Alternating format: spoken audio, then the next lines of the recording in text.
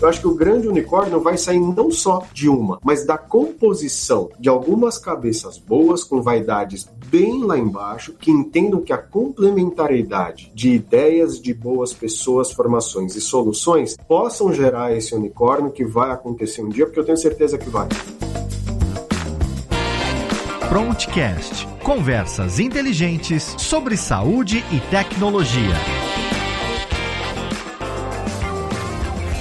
Olá, Prontcaster! É um prazer receber você em mais um episódio. Hoje o papo é com o gestor de saúde Masanori Shibata Jr. O Massa, como é mais conhecido, tem formação em medicina pela Universidade Severino Sombra e MBA em gestão de serviços de saúde pela FGV. Ao longo da carreira, ele já passou pelo Conselho Regional de Medicina de São Paulo, pelo Hospital Santa Helena, atuou como coordenador de atenção básica do SUS e é ex-vice-presidente de filiais do grupo Notre Dame Intermédico. Inclusive, vale destacar que no dia que gravamos esse episódio, ele ainda estava por lá. Na nossa conversa, aproveitamos a baita experiência do Massa para falarmos de vários temas, desde gestão de saúde até o mundo das startups. Espero que você goste.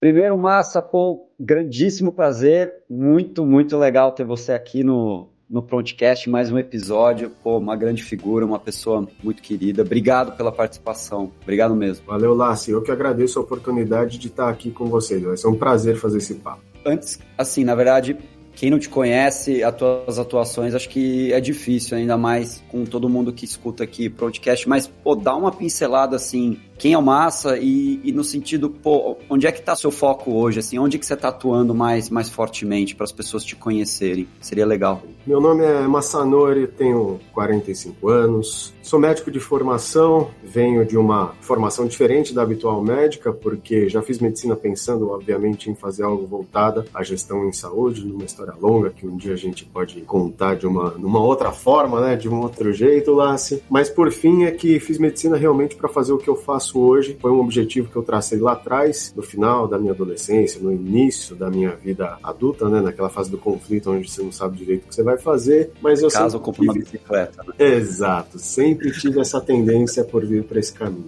Por uma orientação e por uma questão familiar muito forte, eu resolvi fazer, realmente fiz a medicina e hoje estou aqui ocupando uma função executiva, mas ainda como médico. E gosto de reforçar isso porque eu acho que eu sempre brinco com as pessoas que eu mentorio e com as pessoas que buscam muitas vezes ajuda aqui junto a mim, que ninguém vai contratar um médico para ser CFO de uma empresa. Então, se você fez a medicina e você está entrando num ambiente de fazer gestão, tem que saber que o teu core principal é a parte técnica e sempre será, para quem for te avaliar junto ao mercado, que a nossa força, né, não assistencial, está muito baseado na formação do que a gente tem de base. Então, fiz medicina para depois entrar, fui um pouco para o setor público, porque apaixonado por sistemas de saúde, fui entender e conhecer um pouco na pele o que era o SUS, tive a oportunidade de vivenciar o início não, mas vou falar o começo mesmo do PSF dentro do Brasil e tive a oportunidade de conhecer muito bem o Programa de Saúde da Família e fazer parte em um dos municípios que eu atuei como coordenador de atenção básica, onde eu implantei num certo município quase que 100% do programa, que na época era a cartilha que o Ministério da Saúde colocava. Nisso fui coordenador de urgências e emergências também, e até que um dia migrei para a saúde suplementar, e na saúde suplementar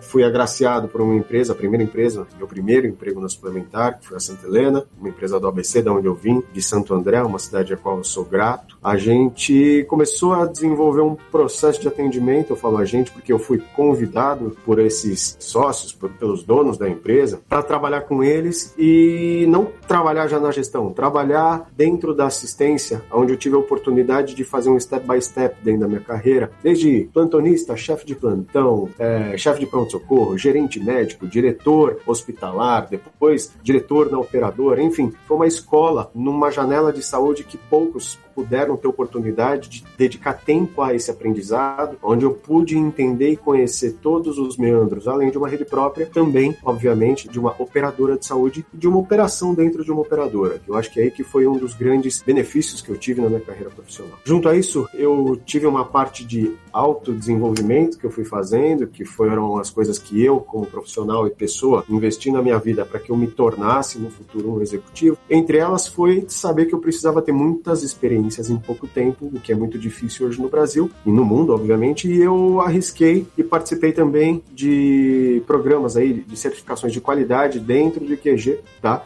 O qual tive a oportunidade de conhecer muitos hospitais dentro do Brasil, né, numa opção minha, que seria a forma mais rápida de eu trazer esse conhecimento num curto espaço de tempo para mim. Isso me foi muito produtivo, porque realmente eu vi várias realidades de Brasil, várias realidades de hospitais, vários conceitos de bons. Para mim foi muito construtivo na minha carreira executiva, para saber nivelar que as regiões, as regionalizações que a gente tem dentro do nosso país, elas influenciam muito o cenário de saúde, não só na parte de sazonalidade, mas na tratativa, na forma que eu vou executar algum tipo de projeto dentro de uma empresa, certo? E também um pouco de lapidação pessoal que fui fazer. Cara, sou de uma origem oriental, sou descendente aqui, neto de japoneses, uma cultura muito rígida e restrita, filho mais velho de 3 filhos, aquela cultura de tipo, o mais velho é o mais velho, você tem que estar preparado para você ser e acontecer, e se der algum problema na família, você é o responsável por tudo, cara. Você tem que saber que você tem que ter essa força e essa bagagem para você poder ajudar e auxiliar em caso seja necessário a tua família inteira. Isso vai te modelando e ao mesmo tempo também vai te estragando do outro lado. E eu era muito tímido, tinha uma timidez não muito grande, mas eu tinha uma certa timidez e que eu tive que trabalhar, e através de alguns cursos de desenvolvimento pessoal, eu tive que lapidar um pouquinho essa questão da oratória, essa questão da presença de fala, essa questão da presença de palco, muitas vezes, quando você está num público grande, liderando grandes equipes. E eu acho que esse conjunto todo me trouxe ao que eu tenho aqui hoje de responsabilidade dentro agora, né, do App Vida Intermédica, que é fazer a gestão das filiais fora de São Paulo pela parte intermédica. Então hoje eu ocupo a cadeira de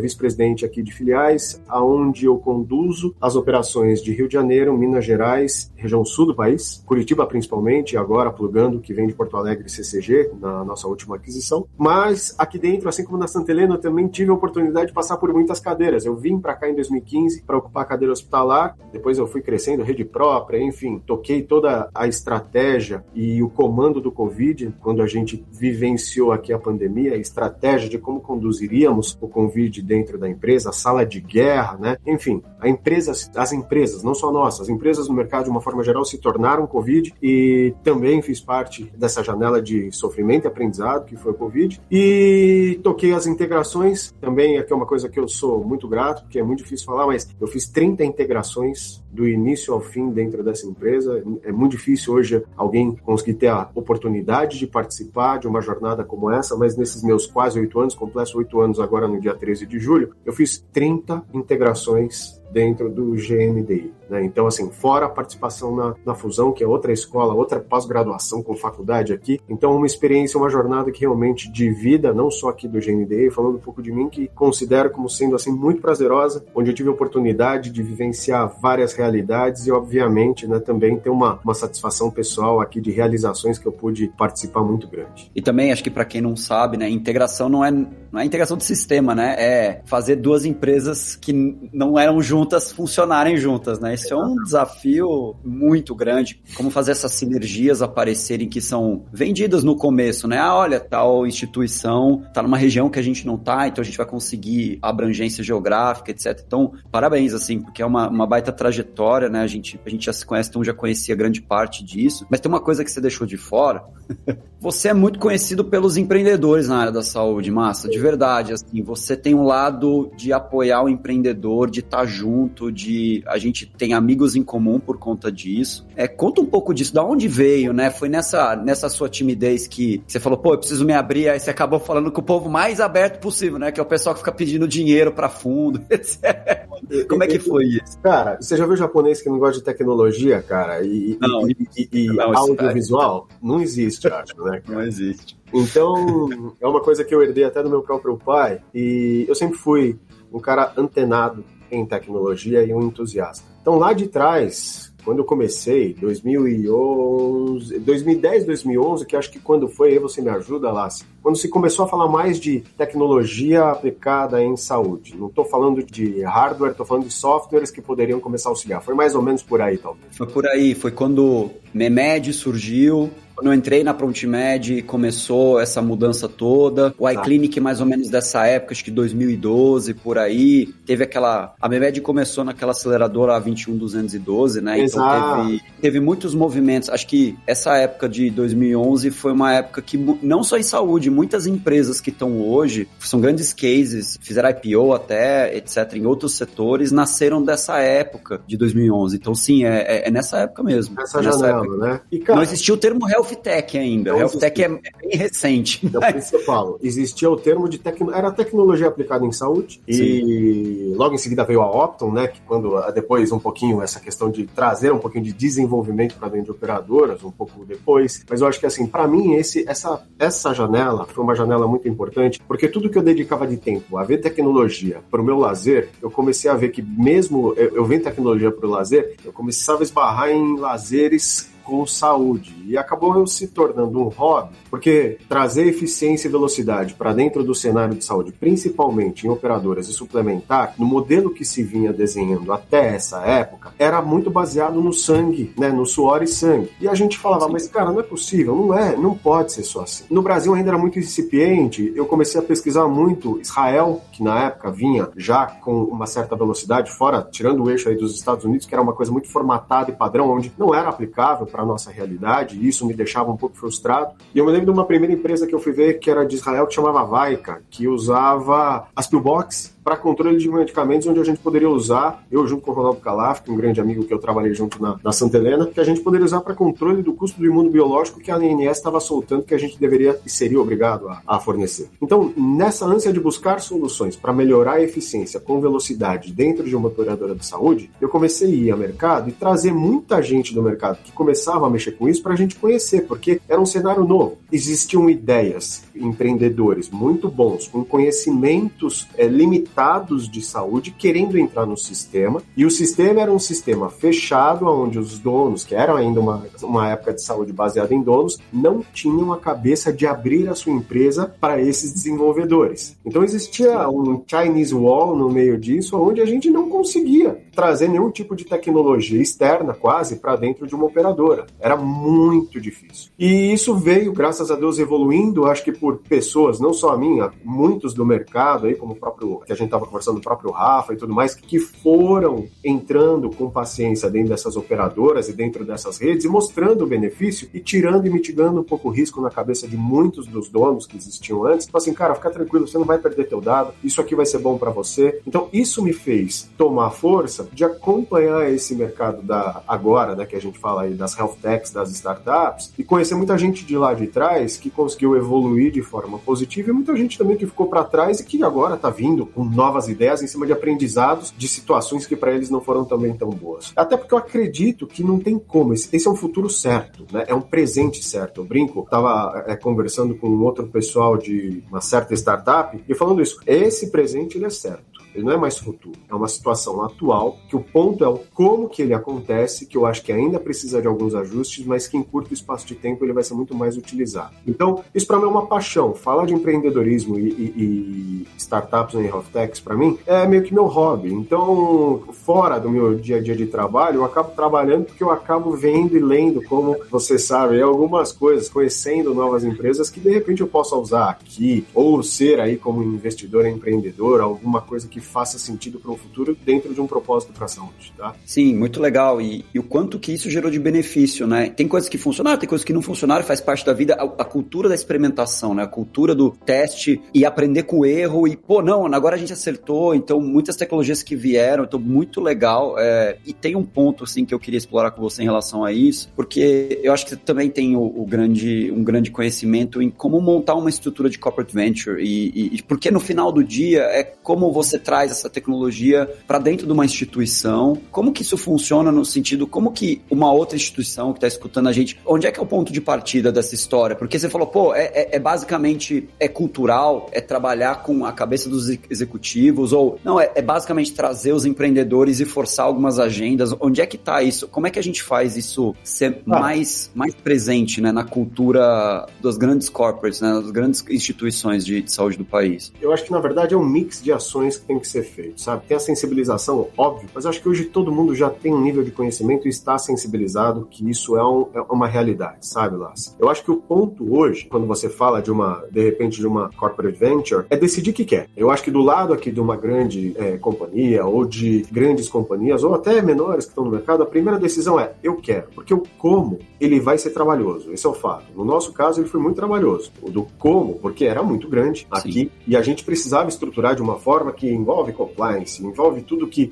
vocês sabem muito bem que esse cenário, ele pede para que a gente desenvolva, mas principalmente o que eu quero ser dentro desse cenário e para que eu vou usar essa tecnologia toda que eu estou conhecendo. Porque eu posso ser só uma corporate venture, uma CVC onde eu vou ser um investidor e vou ajudar a desenvolver e alavancar, de repente, o negócio de alguns investimentos que eu tenho, ou eu vou entrar com uma cabeça mais de aquisição, de M&A, para eu trazer esse conhecimento para dentro da minha casa e vou começar a desenvolver só para mim o que a gente tem. Eu acho que esse é o grande desafio que existem das grandes corporações, porque isso não pode se misturar, na minha visão. Quando você começa a misturar o que vai ser de desenvolvimento interno, o que você quer ter dentro da tua casa, quando o que você quer investir, ajudar a evoluir, para valorizar o mercado e você rentabilizar junto, mas você sendo, obviamente, um dos principais clientes, mas não sendo o único e exclusivo, e vendo o mercado como sendo a grande oportunidade, são coisas totalmente diferentes. E são diferentes, sim, por quê? Porque o dia a dia disso passa a ser diferente. Quando eu vou para uma situação onde eu sou investidor, eu tenho que ser investidor, sentar no máximo numa cadeira de conselho, acompanhar a investida, cobrar os caras, obviamente, mas saber que eles ainda são um braço totalmente fora do meu corpo. E do outro lado, se eu vou para uma situação de trazer o conhecimento e esse desenvolvimento para dentro da minha casa, aí eu vou através de um M&A, eu tenho que saber se eu quero virar uma fábrica e sair do meu core business, porque é aí que eu acho que é ainda um pouco de desafio dentro da saúde, porque na minha cabeça, como massa, não falando como empresa, mas muita coisa, sim, deve ser desenvolvida dentro de uma empresa, sim, mas algumas coisas por velocidade, será que vale a pena eu gastar tempo com tais investimentos ou com tais discussões, ou vale a pena eu já trazer algo que exista pronto no mercado? Porque eu vou gastar tempo dos meus executivos, vou gastar tempo de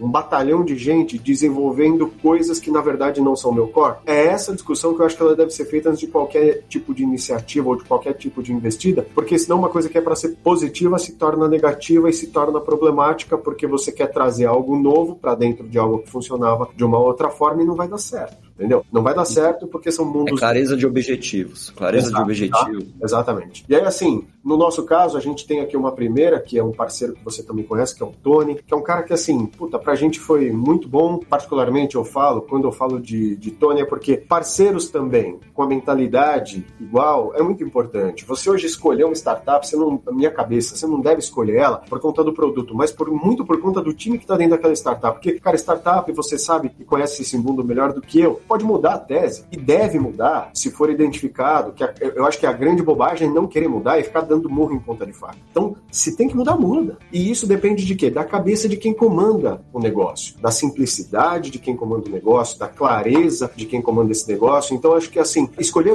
bons parceiros para um início é fundamental. Não ir pelo que é ali o fancy, aquela coisa que traz pra gente, né, aquele brilho nos olhos, mas talvez aquela coisa, aquele pitch deck mais simples, mas que tragam pessoas que tenham um propósito dentro da saúde, que tenham um histórico, que fizeram, de repente, eles investirem tempo e seu dinheiro dentro de algo que para eles não conheciam. Para mim gera muito mais valor, opinião pessoal minha, do que ver um pitch deck lindo feito lá em Londres, tá certo? Mas que não traduz e materializa pessoas que eu sei que eu vou conseguir evoluir dentro de uma construção que tem que ser feita num cenário desse.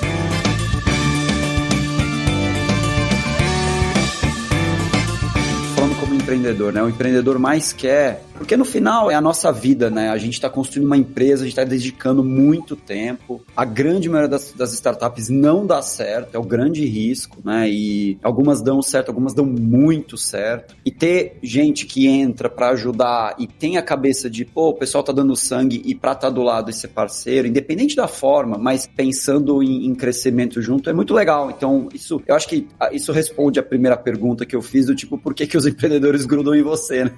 É muito legal, assim, é muito positivo, isso traz muito valor e por você ter essa cabeça, isso gera um valor, independente do local que você esteja, porque você vai acabar atraindo as pessoas boas, fala, pô, deixa eu testar, vamos fazer uma coisa junto, pô, muito legal, é muito bacana. Eu falo assim, Lassi, ou ama ou me odeia, porque, cara, eu sou transparente, eu vou falar a verdade. Se o cara me mostrar algo que fala pra mim, que mostra pra mim que não vai dar certo, eu vou falar. E tem gente que não gosta, você sabe muito bem disso, né? Faz parte, né? Não, e faz parte a gente escutar as duras realidades, mas quantas vezes, nossa, você escuta isso aqui não vai funcionar, e a pessoa tem razão, e não funciona mesmo. E aí a gente aprende, né? E essa cabeça de quem tá testando uma nova ideia e tá tentando montar uma empresa. E aí, o que você tá vendo, assim? O que te brilha o olho hoje que você tá olhando no mercado, assim, tendências, assim, que você fala assim, pô, isso aqui eu tô olhando, é uma coisa que me interessa. Você tem alguma coisa de mercado de startup que você tá... Novos modelos, eventualmente, não é necessariamente uma nova tecnologia, mas coisas que estão... Claro, tem coisas que você não pode falar, faz sentido, mas outras coisas eventualmente sim. Então...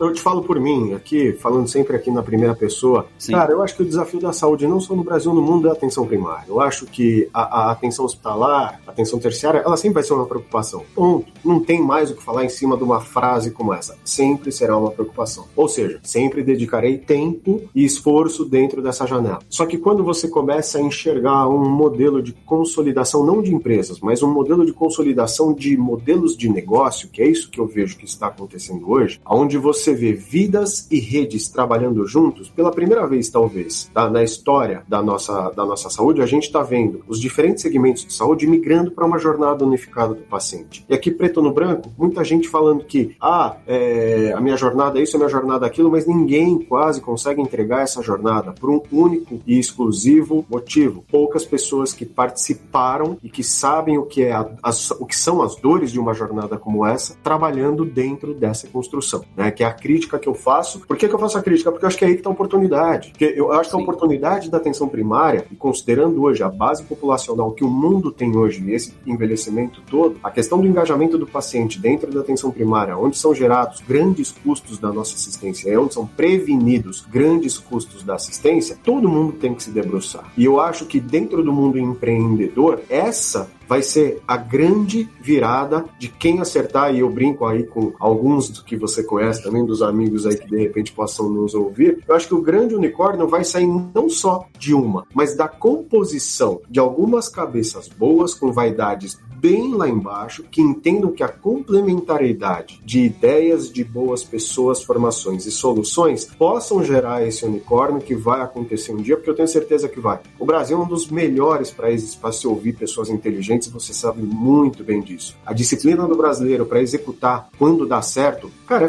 de boa, não tem o que falar. Sim. São mentes brilhantes, como a de vocês e tudo mais, que conseguiram ocupar um espaço que é muito difícil. Agora, aonde que está, eu acho que o grande desafio é vencer essas vaidades e talvez vencer aquele egoísmo de falar, não, eu vou fazer sozinho, não preciso de ajuda de ninguém. A minha vida, eu acho que uma parte do que eu consegui também construir profissionalmente e também pessoalmente é porque eu nunca fiz sozinho. Quando eu falo por mim aqui, cara, tem um bando de pessoas, muitas pessoas que trabalham comigo e que confiaram em mim, e que confiam até hoje, das quais eu sou eternamente grato. E eu acho que esse mundo de startup precisa um pouco de uma pegada também de experiências executivas para entender que a composição talvez de 2, 3 formem ou dê cara para um unicórnio de repente desse. Entende? Então eu acho que assim, por que eu falo isso? Voltando à tua pergunta. Porque eu não vejo hoje nenhuma startup com condições de conseguir avançar no que a atenção primária hoje tem de desafio. E olhando até para o lado do investidor, alguns investidores que pedem para falar com a gente, para entender um pouquinho a nossa cabeça diante desse mundo de startup, e eu já falei isso para vários, não é uma fala que eu estou fazendo a primeira vez, já falei isso para muita gente, tá? Eu acho que os investidores também, eles acabam errando porque eles não conectam as soluções que eles estão investindo. Então você tem grandes investidores comprando fatias importantes de grandes startups, de algumas startups, que não estão enxergando que de repente se eu pegar eu tenho que forçar, se eu estou na startup A e B, eu tenho que forçar essas duas a se juntarem, porque eu estou vendo que isso aqui tem conexão e que essa somatória, ela tem muito mais chance de dar certo. Agora, qual que é um ponto, talvez, ainda de oportunidade? Será que esses caras conseguem enxergar isso? Será que eles têm área técnica ou eles só veem a parte do financeiro? Essa oportunidade é uma oportunidade que eu acho que ainda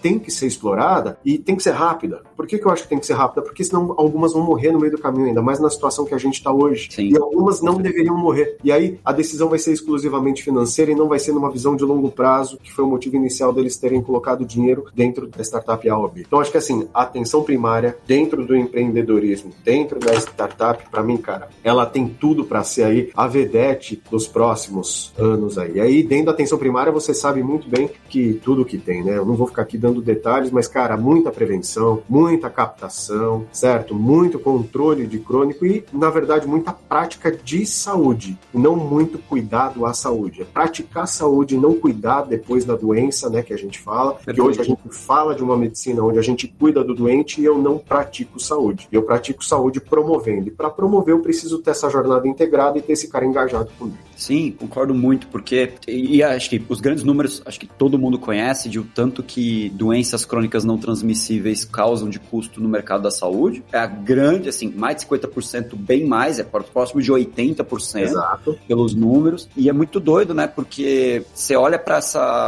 essas doenças, a maioria das causas é comportamental, né? São má alimentação, tabagismo. Tem um livro muito bom sobre isso, que é aquele Inovação na área da saúde, que é do Clayton Christensen, que ele escreveu faz muitos anos. Ele traça os números disso tudo e ele dá até umas ideias, né? Ele já é falecido, um grande cara, e ele fala muito sobre isso. E com certeza, assim, eu já conversei com algumas outras pessoas sobre o tamanho da oportunidade que tem em resolver a questão do engajamento. Porque quando a gente está falando de saúde, vou falar por experiência própria, porque é uma coisa que me interessa muito, você está falando de dormir bem, se alimentar bem e fazer exercício físico. É um tripé que no final, se a gente está falando agora virou muito na moda nos Estados Unidos falar de health span e não de lifespan, é garantir uma saúde longeva muito grande, não só viver mais, mas viver muito com muita qualidade. E esse é o tripé.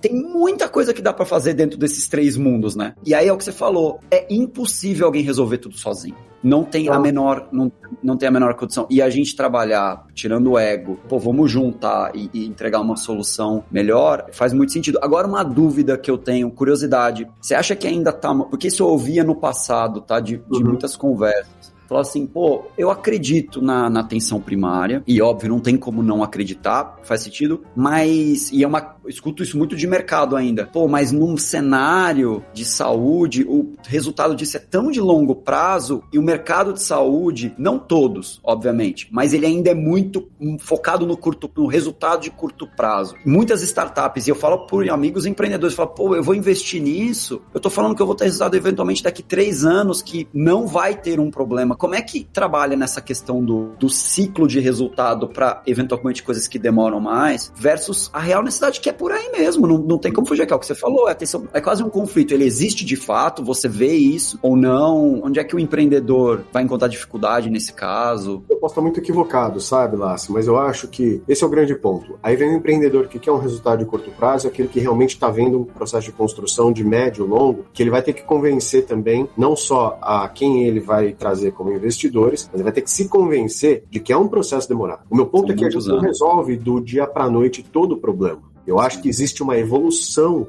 dentro dessa jornada que tem que começar a ser resolvida. Então são alguns degrauzinhos que a gente tem que começar a construir para saber quais ou quantos eu resolvo num tempo X. Eu acho que indo na linha da simplicidade, né, o ótimo como sempre é inimigo do bom, o que já é bom e que já ficaria muito melhor do que a gente tem hoje. É assim, você vê seguradoras hoje querendo fazer atenção primária com rede própria, coisa que não existia há 5, 6 anos atrás, tá certo? E com dificuldade, obviamente, porque não tinham isso dentro do seu core. Mesmo as verticalizadas, da qual faz parte, têm dificuldade ainda da atenção primária, justamente por conta do turnover de carteira, de como que é também essa questão da movimentação de vidas dentro do cenário de saúde brasileiro. Sim. E por fim, tem a questão do paciente, que o paciente, nós brasileiros ainda, somos ainda voltados a uma medicina hospitalocêntrica. A gente escolhe plano de saúde baseado no hospital que eu tenho para internar e na rede de laboratório que eu vou ter para fazer diagnóstico. É a cultura, não só daqui, de muitos outros países, mas não é a melhor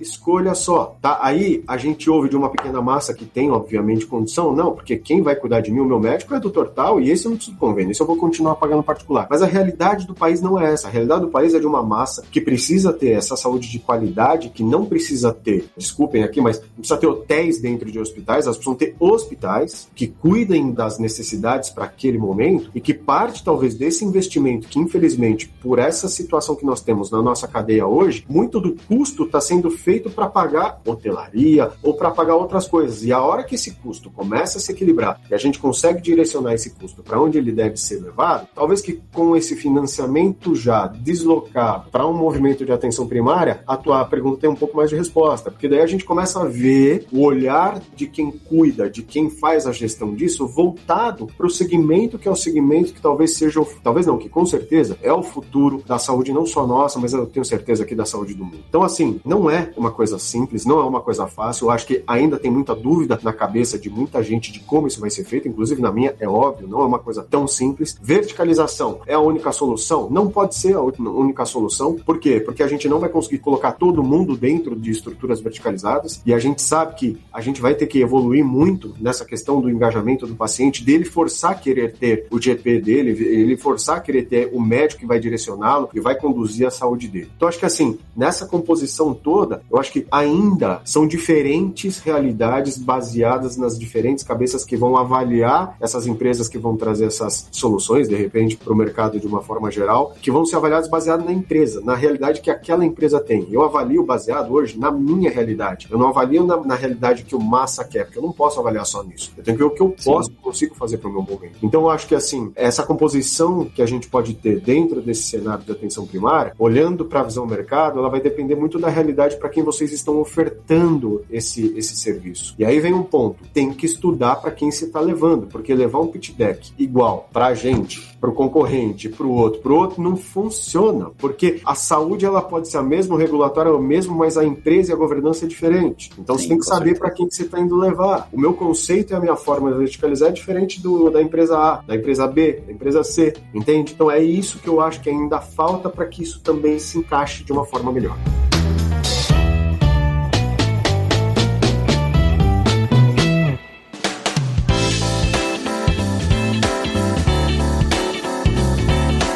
E aí, pegando o gancho no que você falou lá no início, que você foi aprender que tem diferentes conceitos de bom. Eu queria muito que você falasse sobre isso, porque isso é muito poderoso, porque quando a gente fala assim, paciente no centro, e virou uma máxima assim, a gente tem o paciente no centro, todo mundo fala isso, né? Porque faz sentido, tem que ter mesmo. Mas colocar o paciente no centro é, de fato, entender a necessidade do paciente, é colocar ele mesmo, qual é a experiência que ele gostaria. E aí, por exemplo, muito legal o movimento com o Covid, no sentido de oportunidades, assim, que abriram, né? Não, obviamente, essa pandemia, mas no sentido da oportunidade de o tanto que está se levando agora oportunidades de receber a vacina em casa, eventualmente coletar um exame, porque o paciente está precisando disso, ele está no momento, e aí eu escuto de mães que falam assim, nossa, você não sabe, Massa deve saber isso também, como fazer um exame na criança que precisa estar com a bexiga cheia. Como é que você leva para um laboratório e fala, não dá, é uma dificuldade muito grande como pai, se cuidar de uma criança, um pré-adolescente, alguém que ainda não consegue se segurar. É difícil. Então, como colocar esse paciente no centro, né? E entender que não é todo mundo igual, que tem diferentes bons, que é isso que você falou. Eu achei muito poderoso. Eu queria muito que você falasse sobre essa experiência, né?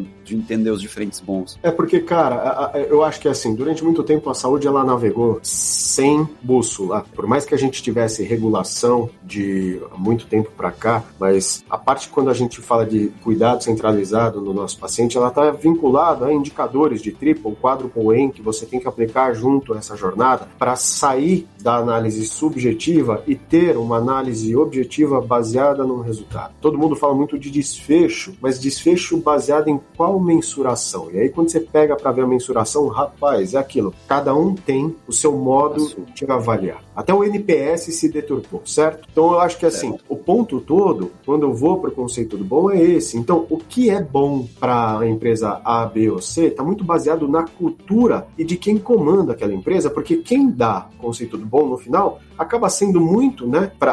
Acabava sendo, desculpa, não hoje mais, mas no começo acabava sendo muito quem? Quem era o dono, que comandava o negócio. Hoje já vem para um cenário onde a gente tem que falar de KPIs, coisa que é recente dentro da saúde. Não é uma coisa tão antiga assim. Nós estamos falando de, no máximo, uma janela de 10 anos, onde se começa a falar um pouco de KPIs. Triple A já se fala de algum tempo, Quadruple A há algum tempo, mas se aplica há muito pouco tempo.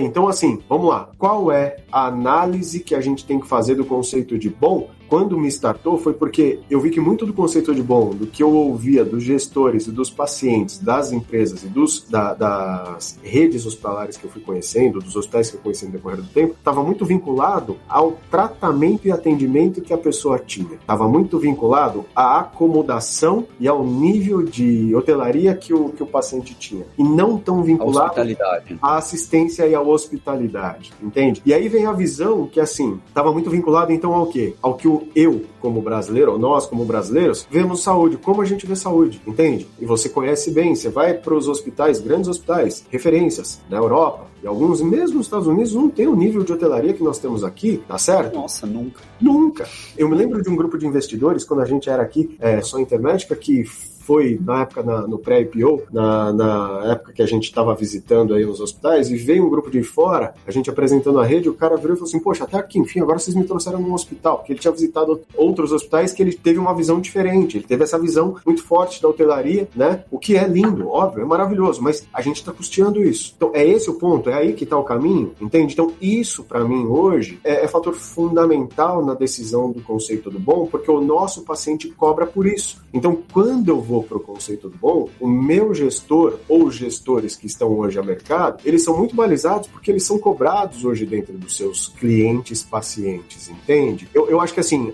na mentalidade também, o nosso povo, eu acho que eu falo assim, de uma forma geral, a gente tem que se voltar a perguntar qual é a experiência do médico, porque poucos de nós chegamos num hospital para perguntar, mas doutor, qual é o resultado das suas cirurgias na média? O senhor já teve quantos pacientes pós-operatórios de um caso como eu que evoluíram para uma UTI ou que foram a óbito? Entende? E tem uma questão de medo e de cultura que está atrelado a isso. Agora, eu pego um livrinho e vejo, não, esse hospital aqui, cara, eu tenho tudo que eu preciso, mas eu sei quem vai me atender. E muitas vezes eu sou muito bem atendido, mas isso não significa, tá, que eu tenho por trás o profissional que eu preciso para poder fazer o meu atendimento. Esse eu acho que é o grande ponto. Tá? Então eu acho que esse conceito de bom ele tem que começar a mudar na cabeça do usuário da saúde dentro do Brasil, onde se comece a cobrar saúde em primeiro lugar. E é óbvio, assim, as redes, grandes redes que têm as duas coisas, não tem o que falar, esses caras vão ter sempre a somatória dos dois, a somatória dos máximos nos hospitais AAA, elas são realidade, sabemos disso. Por quê? Porque foi um funil que foi criado onde os melhores médicos, aqueles que são merecedores, eles estão onde tem o melhor rendimento. Também é verdadeiro isso, é óbvio que é verdadeiro isso. Mas não é a única verdade. Principalmente não é a verdade para a população e para a massificação que a gente tem dentro e na base da cadeia. Sim, e por um grande motivo, porque se a gente não olhar não só individual, mas olhar também populacional, porque tem a questão do acesso. Ah, tá tudo bem comigo, porque eu tenho tudo aqui, tá tudo certo, mas o cara do meu vizinho não tem. Existe o tal do que a gente brinca, cobertor curto, né? Então, assim, você com essa experiência muito do público, é aí que você vê isso, duras decisões, que são decisões importantes. Investe aqui ou aqui. Nossa, eu não tenho pros dois, eu preciso fazer. E acesso nessa parte é muito importante. Então, saber o que é bom, não só no individual, mas também na população, né? Eu imagino. Porque a população fomenta muito o que é feito dentro do segmento, porque é a fonte pagadora final. Não somos nós. Quem paga são os nossos clientes, que hoje nós prestamos serviços com a nossa rede, com uma rede credenciada, e algumas outras empresas só com rede credenciada, mas o ponto é esse. Então eu acho que isso precisa ser corrigido. Eu acho que a gente não está num caminho ainda de curto espaço de tempo para que isso se corrija dentro da cabeça da população, porque eu acho que vários ajustes, inclusive dentro da saúde suplementar, devem ser feitos, inclusive pelos próprios prestadores, porque tem que melhorar. É uma cadeia que está hoje em evolução. Ela não está já fechada no seu formato final, ela está evoluindo. E é o que eu falei lá um pouquinho antes. No modelo que ela está se consolidando, eu tenho muita esperança aqui que se consolide num modelo realmente voltado ao paciente. Mesmo com essa última fala que eu tenho, está todo todo mundo falando de jornada do paciente, tá todo mundo falando de entrar na atenção primária. Você vê redes hospitalares comprando clínicas de atenção primária. Então, assim, é um movimento que uma hora começa, eu acho, que a confluir e que tende a dar o resultado que realmente a gente precisa para a saúde final do nosso paciente. Eu concordo bastante com isso. Eu espero que você vem do mundo de qualidade, né? Então, com as suas experiências de acreditação e de olhar para os modelos de qualidade, acho que passa por isso, acaba no final do dia, né? E eu vou puxar um pouco um papo por algo que a gente conhece bastante, mas queria te ouvir, que eu acho que tem a ver com essa história de não só usar a verticalização, porque ela, é o que você falou, ela não é a solução definitiva. A gente tem algumas outras coisas para realizar. E eu acho que tem aí uma história da necessidade do uso da informação, da gente poder saber o que está acontecendo, essa informação ela navegar de forma segura, mas que sirva para que a gente possa calcular um desfecho da forma correta, que seja igualmente avaliada e transparente por todas as instituições para que ela possa ser avaliada. Porque não adianta a gente avaliar cada instituição de forma diferente, porque o paciente ele não tem a educação para conseguir avaliar o que significa, né? Então, onde é que está isso? Assim? Onde é que você vê as oportunidades e os desafios? Né, os desafios e onde a gente está, como é que você está vendo o uso do dado, a importância disso? Eu acho que a gente está num início de guerra em relação à melhor utilização dos dados, né, Lácio? Eu acho que esses marcos todos que a gente vem acompanhando, que vem acontecendo em cima do que a gente vai poder fazer do LGPD e tudo mais, eu acho que traz para a gente já pelo menos um primeiro caminho das regras do jogo que até 2 anos atrás a gente não tinha, certo? Perfeito. Eu acho que tem muita discussão ainda de como isso vai ser tratado. Eu vou colocar um pouquinho, acho que aí vem uma questão da vantagem das operadoras, que é onde você tem a possibilidade de ter o dado integrado de toda a tua assistência dentro de uma base única, e você não tem que contar de um prestador de serviço seu querer dividir os dados que ele tem junto com você, que você sabe muito bem que isso ainda é uma limitação gigantesca. Sim. Aí eu acho que vem a grande vantagem no bom uso desses dados por essas empresas hoje, que são as operadoras que têm aí as suas operações com rede própria e suas vidas. Cara, isso é uma grande vantagem, eu vejo hoje, passando aí por todas as linhas, desde a parte da qualidade que você pode trabalhar assistencial, do custo dessa qualidade assistencial que você tem. Porque o restante do setor, ele trabalha fragmentado dentro disso e faz receita fragmentada dentro dessa análise. Por quê? Porque o dado não é do paciente, o dado é nosso. O dado acaba sendo ainda da instituição que prestou aquele serviço, e o dado não vai embora com o paciente, ele não é quem tira. Ele foi atendido no hospital X, esses dados do hospital X onde foi atendido ficam no hospital, não vão para um prontuário que é dele, onde no hospital B, se ele for atendido, aqueles dados do hospital X sejam vistos. Isso não acontece. Eu acho que é utópico ainda, eu acho que a gente está distante de uma realidade onde a gente possa usar os dados de forma integrada e onde as decisões de saúde populacional possam ser tomadas de forma mais inteligentes e estratégicas, de uma forma geral. Aí quando eu vou para o cenário de operadoras que tem esse potencial, aí eu acho que vem uma vantagem, eu não vou chamar de competitiva, mas eu vou chamar uma vantagem aqui realmente de sanear essa população e melhorar o que ela tem de doenças no decorrer do tempo, mas com certeza. Porque se eu consigo ver se o meu paciente lá, se hoje ele está circulando em 5, 6 especialistas e eu tenho como identificar e trazer esse cara para um médico, não vou chamar de generalista, mas um médico que tenha um conhecimento melhor de... médico de referência para ele, né? Referência, o nome que se der, eu não quero dar um nome para não ficar travado, mas, cara, olha o benefício que eu posso fazer para esse cara e o que eu preciso para fazer para esse cara. Identificar e ter ação. Não é uma ação difícil, é uma ação simples, entende? Então, eu acho que hoje é esse benefício que traz para as operadoras, muitas vezes, a condição de conseguir ter sinistralidade diferente de seguradoras, onde você não consegue trabalhar tudo de uma forma tão estruturada. Não vou chamar de estruturada, mas de forma tão detalhada, onde eu consigo chegar na ponta. Porque do lado da seguradora, ele vê as macrocontas, ele não consegue ver a frequência que gerou aquela macroconta de forma tão detalhada como a gente consegue ver dentro das redes fechadas. Mas eu acho que, mesmo dentro das operadoras, ainda tem muito desafio no uso do dado. Por quê? Porque, cara, essa velocidade que a gente teve nesse cenário de aquisições que foram acontecendo, né, no mercado de uma forma geral, foram trazendo empresas em níveis diferentes que a gente tinha de maturidade de dados, maturidade qualidade de processos e sistemas, fez com que a curva de evolução, para que a gente amadurecesse toda a base de dados que existia dentro da empresa, ela ficasse com uma dificuldade de evoluir de forma mais acelerada. Por quê? Porque a velocidade de trazer coisa nova acabou sendo grande também. Mas uma hora isso passa, uma hora isso começa a se resolver. E aí o foco maior é o foco onde eu vou ter de tratar todos esses dados, e para quem é apaixonado aqui como nós pelo assunto, é você pegar esses dados, montar o seu Big Data, né, criar suas features certas e começar daí a gerar o que é necessário para uma população, entendeu? Então, eu acho que assim, ainda é um desafio muito grande no mercado de uma forma geral, e vejo sim as operadoras com muito mais possibilidade de trazer esse resultado dessa discussão no curto prazo do que o restante do mercado.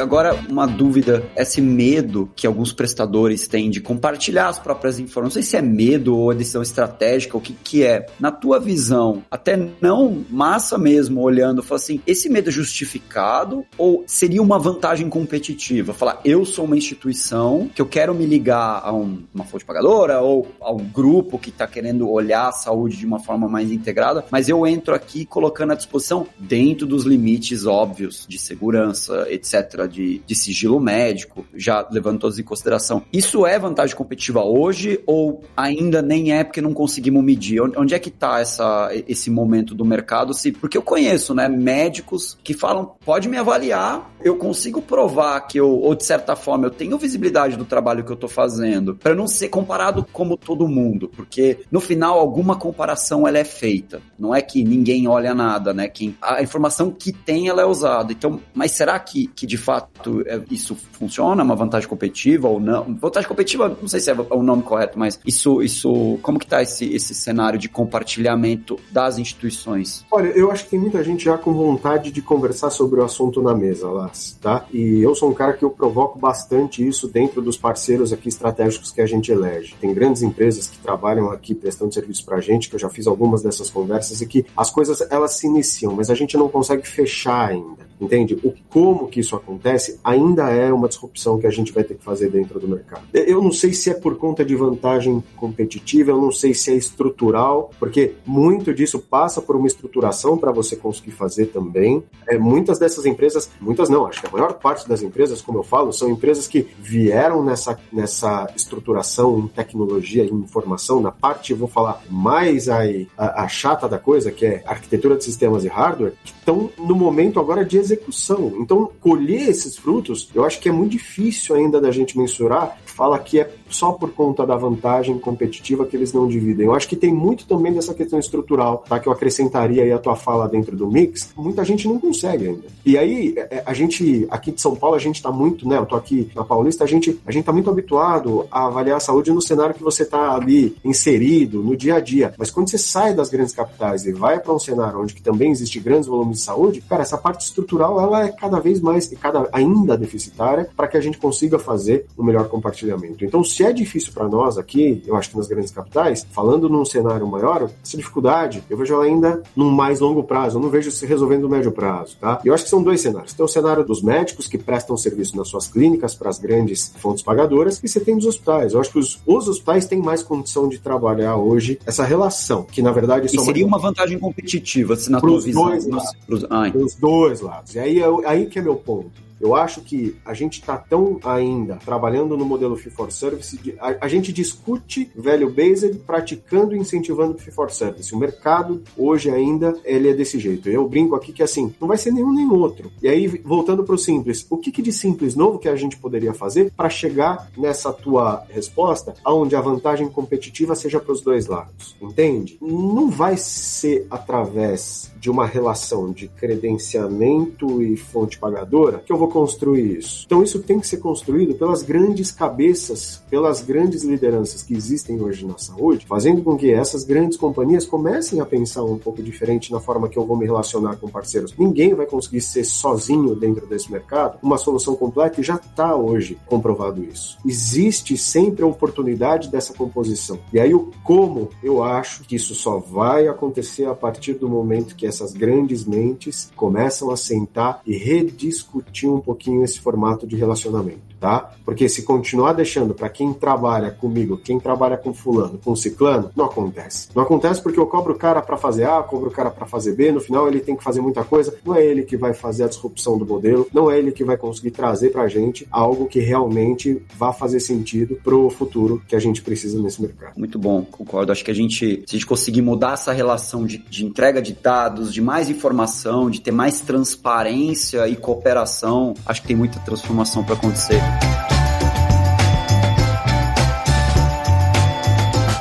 Eu tinha mais umas 3 perguntas para te fazer, para variar, nunca falta tempo, mas eu sei que você tem um compromisso, então para quem está nos escutando, gente, eu gostaria de ficar até mais tempo falando com o Massa, mas ele tem um compromisso importante que ele não pode ficar. Então eu te agradeço muito. Palavras finais, se as pessoas, empreendedores, queria bater um papo com o Massa em alguma agenda que ele tem possível, como eles te encontram, onde é que as pessoas podem falar com você para poder tomar um café eventual numa janela de tempo? Primeiro, agradeço aqui, Lassi. Desculpem aí por algum tipo de falha de entendimento aqui nas respostas, mas, cara, a gente vai pensando bastante, acaba saindo de uma forma que não necessariamente é a mais correta, mas depois eu corrijo, né, Lassi? Primeiro, obrigado pela oportunidade. Eu falei pra você aqui, não tenho vergonha de falar isso, minha primeira experiência, então foi muito legal, agradeço a toda a tua equipe aqui. Não parece, tá? Honestamente, não parece. Muito bom, de verdade. Muito bom. Agradeço a tua equipe aqui, peço desculpas novamente aqui por não ter conseguido cumprir algumas agendas prévias, mas fiquei muito feliz com a conversa. Em relação ao pessoal que precisar de algum tipo de papo, cara, me manda um salve lá no LinkedIn, daí através do LinkedIn eu trago uma resposta assim que eu conseguir, daí vai ser um prazer poder ajudar, se eu conseguir ajudar algum de vocês, tá bem? Muito obrigado, corre pro seu compromisso, tá sempre convidado e a gente vai se falando, Massa. Obrigado. Muito obrigado a você. Obrigado, Lars. Obrigado.